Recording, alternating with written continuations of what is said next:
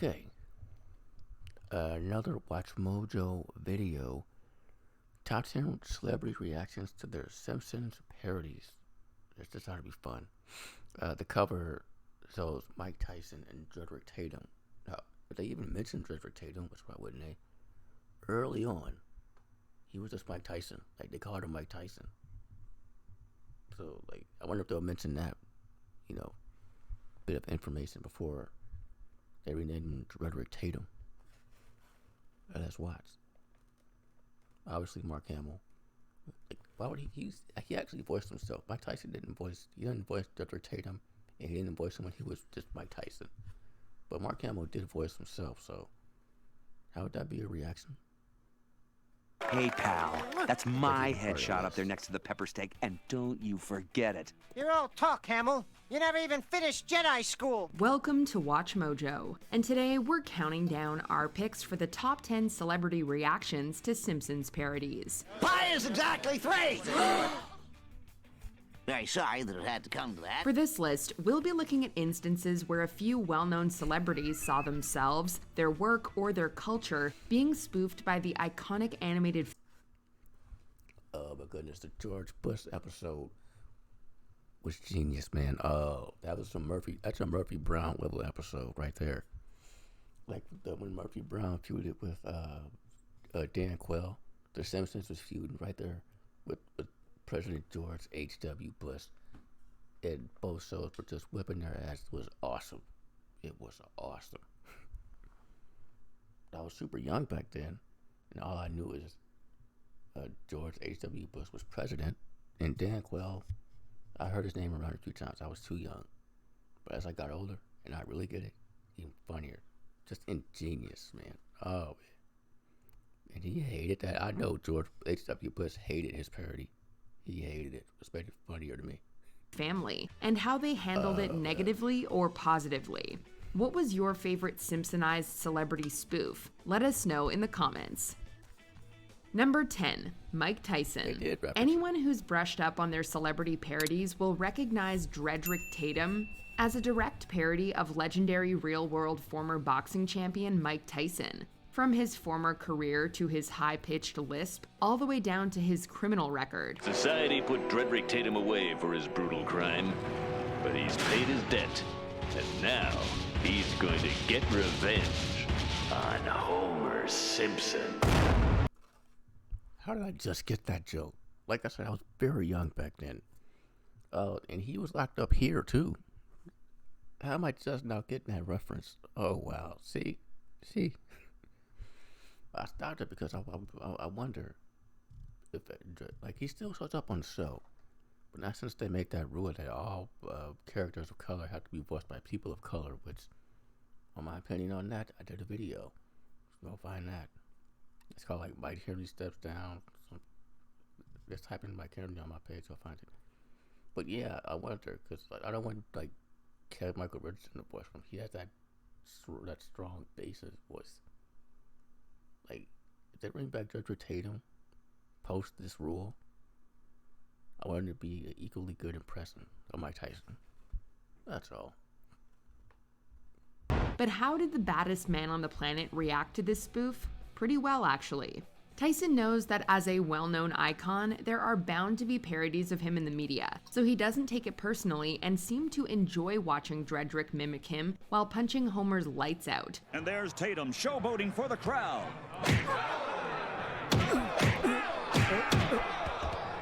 It's nice to know that Tyson is accepting of his imitators, though it would have been nicer to hear him voice Dredrick at least once. Litter is my most treacherous foe. I would like to eat his children. Just got an idea. Mike Tyson versus Dredrick Tatum. Since Tyson's boxing again. There you go.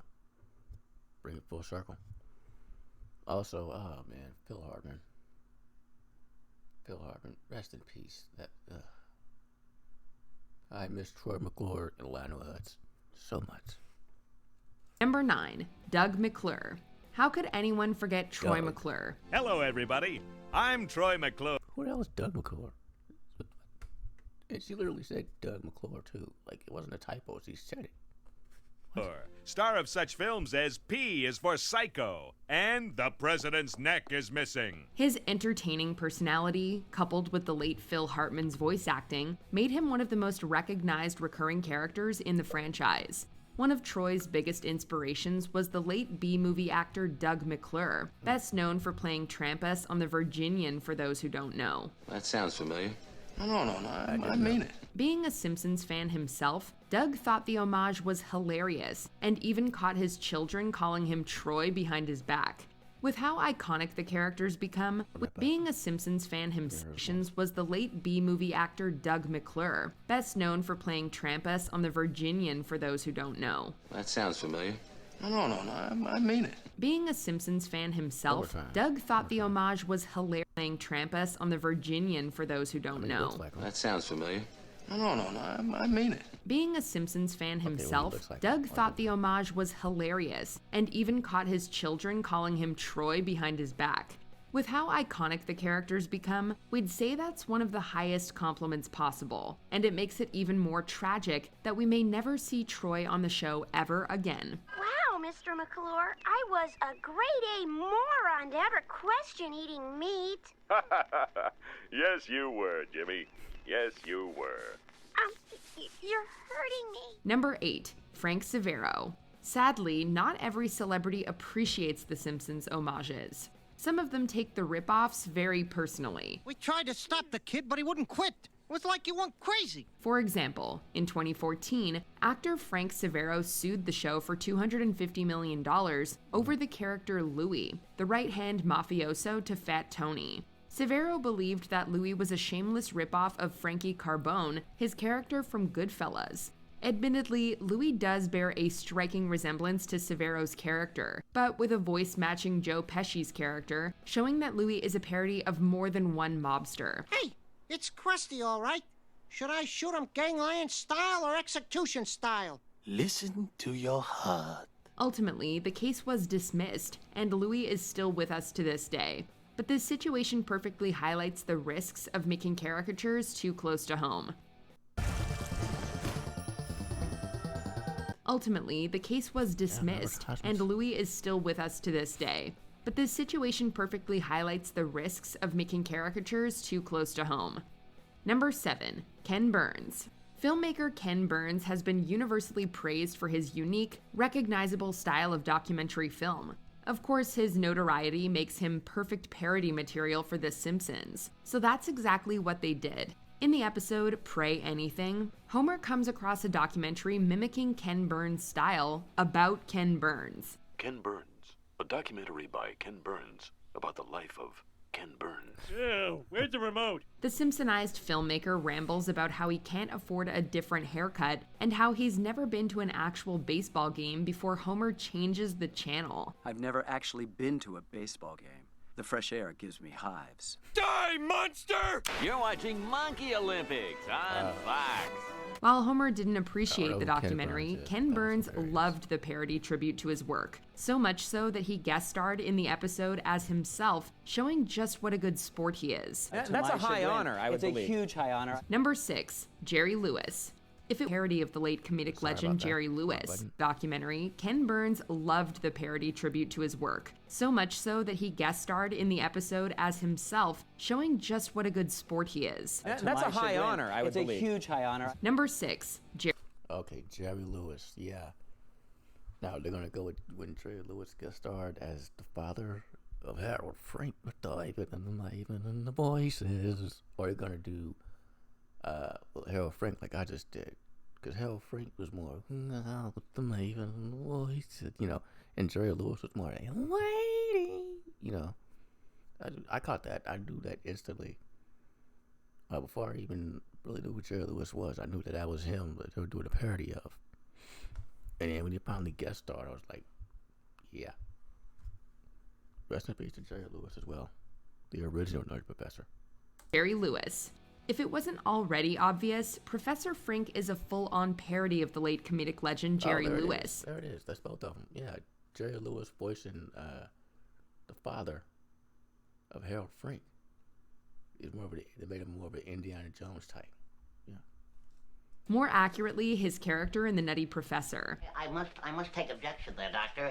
Revenge might have been the motivating force, but I feel now that curiosity has taken over where revenge began. Frank's actor, Hank Azaria, begged the writers to cast the real Jerry Lewis as his character's father in Treehouse of Horror 14. Oh, Papa, you're back!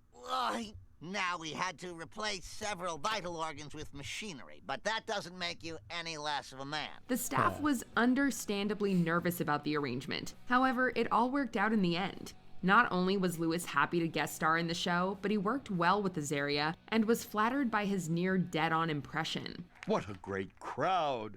You all have such big hearts and such big brains, with large, juicy, dripping with knowledge heads. Given his reputation as someone difficult to work with, it's comforting that he could handle a parody of his work so gracefully. Number 5, Barbara Bush. Believe it or not, The Simpsons had even clashed. Barbara Bush. I mean, okay. But George H.W. Bush, like I said, he hated it. But Barbara Bush, okay. This was such a good episode. And as an adult, it's so ingenious.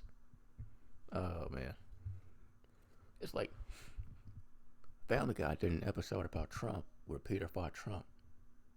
But 20-some years earlier, Homer fought Bush, George H.W. Bush. And it was a better fight.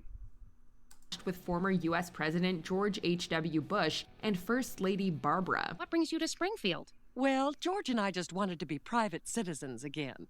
Go where nobody cared about politics.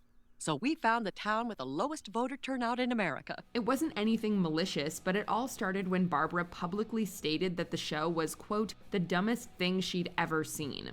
It then turned into a funny back and forth between both parties that ultimately resulted in the season 7 episode, Two Bad Neighbors, where the Bushes become the Simpsons' new neighbors and Homer and George butt heads. All right, mister.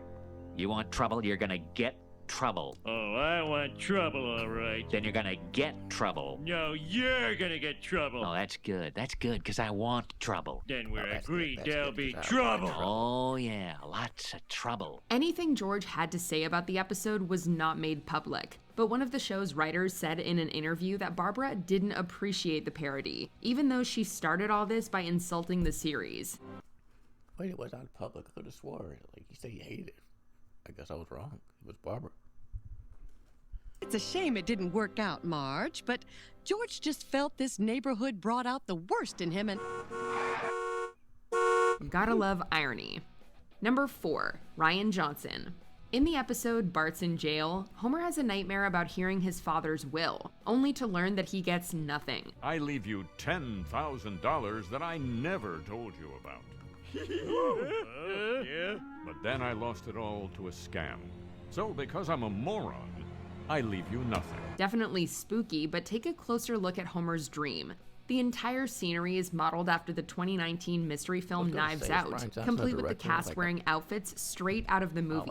I hereby direct that all my assets, both liquid and otherwise, I leave in their entirety to Martha Cabrera. When the original film's director, Ryan Johnson, caught wind of this homage, how did he react? With an excited tweet simply saying, "Made it, Ma."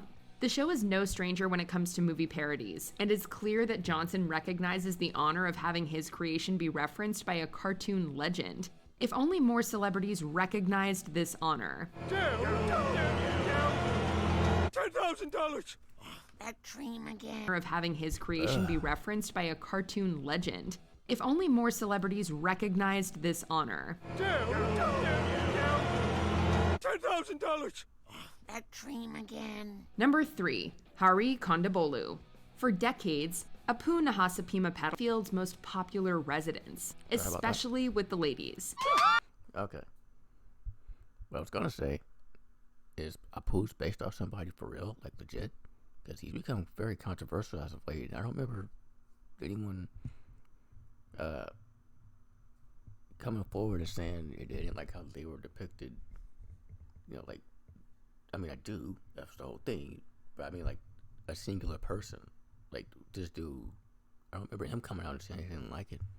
But so many people of the Indian culture said they hated it, man. Even some big names like Cal Penn. They talked about how it made him feel, you know.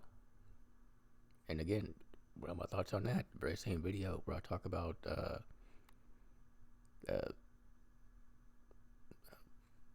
whole rule they have of color. Any characters of color got to be voiced by people of color. Same video. Just type in Mike Henry on my channel. All right, we got him. Whew. Holy moly! Wow, look who's the ladies' man. If you haven't seen that video, I can do Apu. I used to do Apu singing the Cops theme song. As both those things are controversial, I won't be doing that now. Unfortunately, not everyone Also, Cops is back. That didn't last long. Was charmed by the Quickie Mart proprietor / volunteer fireman. Many fans accused Apu of being an unflattering caricature of Indian and South Asian culture. Arguably the biggest voice for this was Indian comedian Hari Kondabolu, who brought the controversy to light with his documentary, The Problem with Apu. But there's still one man who haunts me, Apu Nahasapima Pedalon. Additionally, Indian-American actor Kal Penn outright hated Apu and claimed he couldn't watch The Simpsons because of him. I hate Apu. Hate Apu. And because of that, I dislike The Simpsons. The whole series. Yeah. Whether or not you agreed with Hari's critiques, the show's response was even worse for everyone, acting dismissive towards the documentary before retiring Apu's major supporting role, leaving the store owner's future in limbo. Something that started decades Oh, yeah, this. I was just about to mention it. They did this wrong. I mean, they had Lisa say this shit.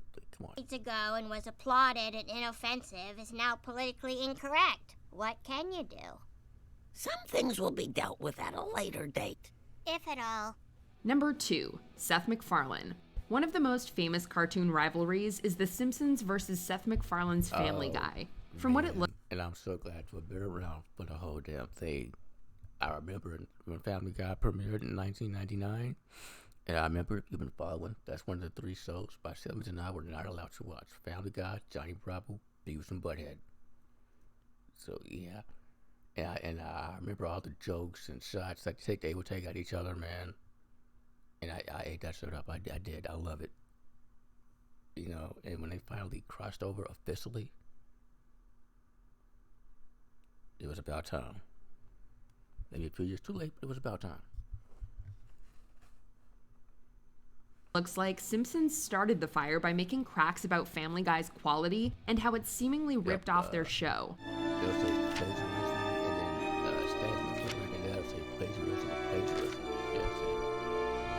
What they didn't expect was how hard Seth would fight back. And boy, did he fight back. From cheeky jabs at his rival losing its comedic touch, to arguably one of Family Guy's darkest cutaway gags featuring Marge and Quagmire. See, that wasn't so bad, was it? Oh, I gotta say, that was fantastic. What do you say we go back to your place for round 2? Sounds good to me. Thankfully, the conflict between both animation giants is all in good fun, and it all comes to a head in the Simpsons Guy crossover episode, where Peter and Homer settle the score once and for all, chicken fight style.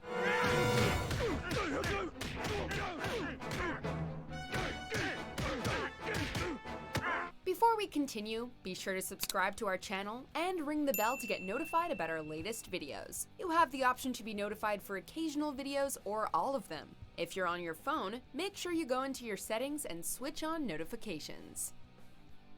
Number 1. Morrissey.